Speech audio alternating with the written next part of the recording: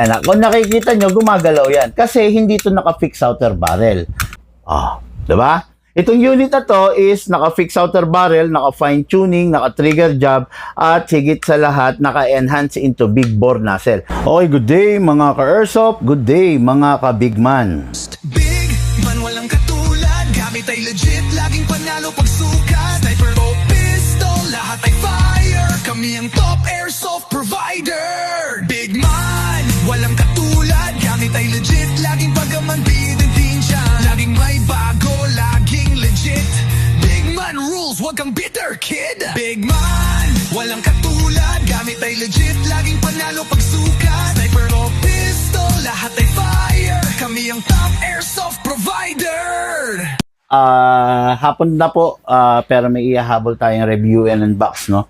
Para sa ating ka-airsoft, ay, pasuyo yung info, no? Para sa ating ka-airsoft, so habol natin review and unbox. Ang unit ng ating ka-airsoft, pakita ko sa inyo.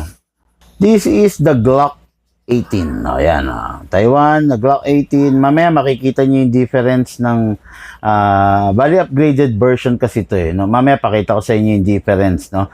Nung upgraded version versus the non-upgraded version. Okay? So, okay, itong unit na to is ni-request ng ating ka-airsoft. Okay, si Madam Mildred. Sir ako ng sir. Madam Mildred of Camp Tinyo, Cabanatuan City. Ano? Actually, itong Camp Tinyo, kaya kong puntahan, kaya kong abutin for COD, no? Kaya lang nagkataon lang na, nag-iisa lang kasi siya na pupuntahan natin doon. Malulugi tayo sa biyahe, malulugi tayo sa fuel. Kaya, nag-decide na lang po tayo na i-shipping na lang. Okay? Shoutout po, Madam Mildred Maliwat, okay? O Lotte, Campinho, Lotte, Block 13. Campinho, Cabanatuan City. Okay? Yung unit niya is the no other than Glock 18. Okay? So, pakita natin, ano ba ang Glock 18? First and foremost, ito muna. Okay? Ano ba ang Glock 18 at saka ang Glock 17? Ang Glock 17 is ito, makikita nyo, wala siyang selector dito. Walang selector ng single fire, walang selector ng rapid fire. While si Glock 18 na makikita nyo, meron siyang selector. May single fire pag naka-point sa pataas, rapid fire pag naka-point pababa. Okay, yan yung masasabi natin na selector switch ng Glock 18. Okay? So, ang Glock 18 is may rapid fire in short kasi nga may selector no. Pero lagi ko sa inyo sinasabi no na huwag ninyong dadalasan yung paggamit ng rapid fire. Okay? Kasi yung rapid fire function is nakaka-agitate ng pagkasira sa unit. So, pag ginagamit mo yung rapid fire, definitely, nape-persa yung unit mo. So, pwede ka naman mag-rapid fire pa minsan-minsan, pero hindi ganun kadalas. Okay? So, single fire, nasa taas, rapid fire pag nasa baba. Itong unit niya is a full upgrade version. So, this is an example of a Glock 18 na makikita nyo rin. Meron rin selector. Pero ito yung hindi upgraded version. Okay? Kasi ilock natin manually. Tignan nyo. Ayan, parehas yan. Butas ang ibabaw. Ayan, parehas. Ayan, kung makikita nyo to, tignan nyo tong part na to. Ito. Ayan, makikita nyo yan. Diba? Ayan, kung nakikita nyo, gumagalaw yan. Kasi hindi ito naka-fix outer barrel. So, hindi siya naka-upgrade. Kaya ang tendency, kumakalog. So, may downside yung unit pag hindi naka-fix outer barrel. Siyempre, eventually, yung kumakalog na yan, palakas ng palakas, hanggang dumating sa punto na masira yung barrel mo. Pero, yung unit niya is the upgraded version. Ayan, makikita nyo yan. Tingnan nyo. Yan, hindi siya, ayan. Lagay natin to rito, hindi siya umaalog. Ayan, no? Okay? Yan. I-press mo lang to pababa, then forward mo, backward mo, forward, backward, hindi ganun kumakalog. Sabihin na natin may kalog na konti, clearance ang tawag doon. Pero hindi katulad nito na Grabe, di ba? Grabe yung kalog niya. Ito, makikita nyo. Di ba? Itong unit na to is naka-fix outer barrel, naka-fine tuning, naka-trigger job, at higit sa lahat, naka-enhance into big bore nozzle. So, mas malaki na yung nozzle nito, yung bore ng nozzle niya, compare mo dito sa ordinary. Ayan, oh. Tingnan nyo, ito. Di ba? Ang laki ng diferensya, Ayun. Kaya itong unit niya, sigurado mag-e-enjoy siya. Itong unit niya, siguradong magiging masaya siya. Okay? Itong unit na to is a Glock 18, again, single fire and rapid fire capable, Taiwan edition, pero, ang gagamitin lang dito is 12 kg. Okay? Huwag gagamit ng 14 kg rito, no? Although Taiwan siya, hindi kasi siya yung mga high-end edition, no? So, hindi siya high-end edition, kaya huwag natin masyadong abusuhin. Lagyan po natin ng silicone oil yung ibabaw para po hindi masira, ay hindi magkagasgas.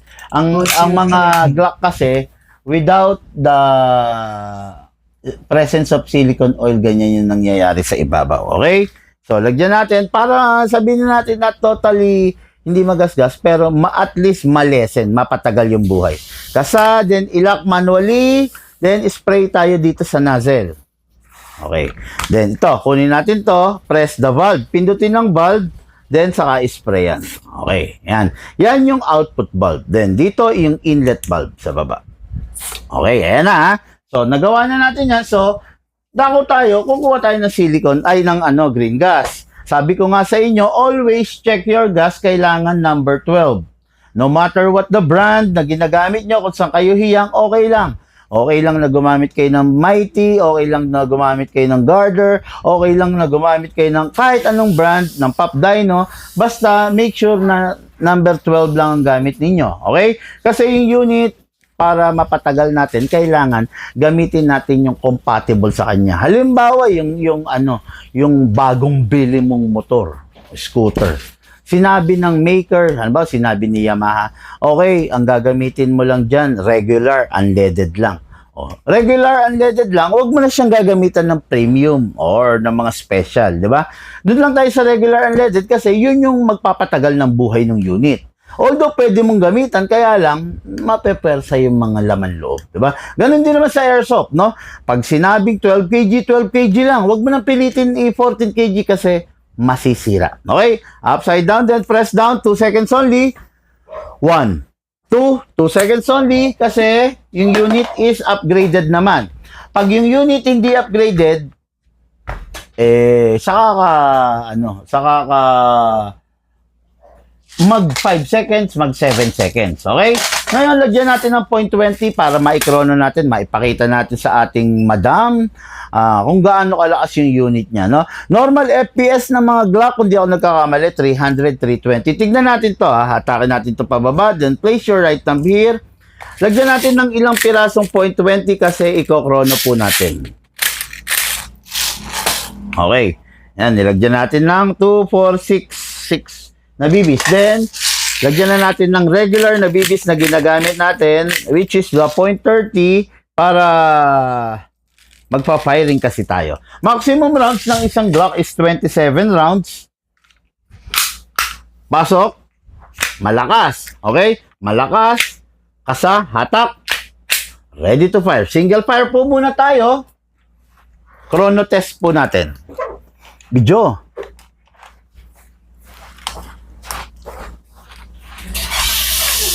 Wag na. Okay, this is a Glock 18 by the WE. Chrono test po tayo. Firing, first fire. 364 FPS, okay? From 300 to 320, 364 FPS. 410 FPS. 409 FPS. 406 FPS, 412 FPS, 407 FPS. Okay, so nakita nyo naman yung result ng FPS. maganda ang kinahinatnan ng upgrade na ginawa natin. Okay? Again, yung unit, naka-fix outer barrel, naka-fine tuning, naka-trigger job, at saka naka-enhance big bore nozzle. Hindi siya naka-hammer protection pad kasi wala namang hammer dito sa labas ng block. At hindi rin siya naka-premium hop-up rubber. Okay? Upgraded lang naman po yung unit, pero biruin nyo, binibigyan kayo ng FPS na 400. Compare dun sa 300 to 320, siya nagpo 400 plus. Firing po tayo, single fire. Try natin to. Ibababa natin to, ira-rapid fire natin. Rapid fire. Open slide kasi wala na siyang bala. Next thing to do, release the magazine, release the slide, then rest the hammer by pressing the trigger. Okay mga Airsoft, ang nangyari sa magazine is super lamig. Kasi nasa tapat po tayo ng aircon. Lagi kong sinasabi sa inyo, pag maglalaro kayo ng airsoft, make sure na hindi kayo nasa aircon. Kasi mas less, no? Mas less yung lakas na maibibigay ng airsoft at saka mas malakas ang consumption niya pag nasa malamig kayo na lugar. Pero pag nasa labas kayo, under the heat of the sun, maganda ang nagiging resulta ng airsoft, no? Nakakabuelo siya, no? Malakas, maganda. Okay? Firing pa tayo kasi may bala pa no? Kesa pasingawin natin, firing pa tayo okay. Natutuwa ako kasi ang sarap niya, ang sarap ng putok niya, ang lakas kahit Glock lang. Sarap no? Okay, firing. Pag magpa-firing kayo, always start single fire. Huwag niyong ira-rapid fire agad. Ayan, no? Nakataas, so single fire firing. Okay, try natin yung rapid fire, baba natin. Firing. Open slide again kasi wala na siyang bala. Next thing to do, release the magazine. Again, yung unit naka-fix barrel. Fix barrel, fine tuning, trigger job, and big bore nozzle. Ay, ano siya, enhanced big bore nozzle. Kaya nag-FPS siya ng 407, 410, 412 kasi upgraded po. Pag ito hindi upgraded, asahan nyo ng FPS nyo 300 to 320. Okay? Release the slide, hatak, pull back, then rest the hammer by pressing the trigger. Tapos, always ibalik natin siya sa single fire. Okay? Unit po ng ating Airsoft, Mildred Maliwat. Okay? Of Cabanatuan City, Campino. Madam, ito na po yung unit mo. Ready for packing and ready for shipping. May freebies po ito. Tactical gun bag. Tapos .20 na bala, .25 na bala. At yung pinaka-importante sa lahat, the lifetime warranty. Okay? Every 3 months, pwede mong ipasyal dito. Tuning, cleaning, greasing, lahat. Full maintenance, preventive maintenance services. Free lang po. Dalhin nyo po rito para po matrabaho natin. Para kung merong nagbabadyang sira, hindi po siya lumala. Maagapan po natin. Okay? Yung unit, bago itabi, sigurado yung walang nakababad na bala at dapat walang lamang hangin. Pasingawin. Okay. Ready for packing and ready for shipping. Maraming salamat po, Mildred Maliwat.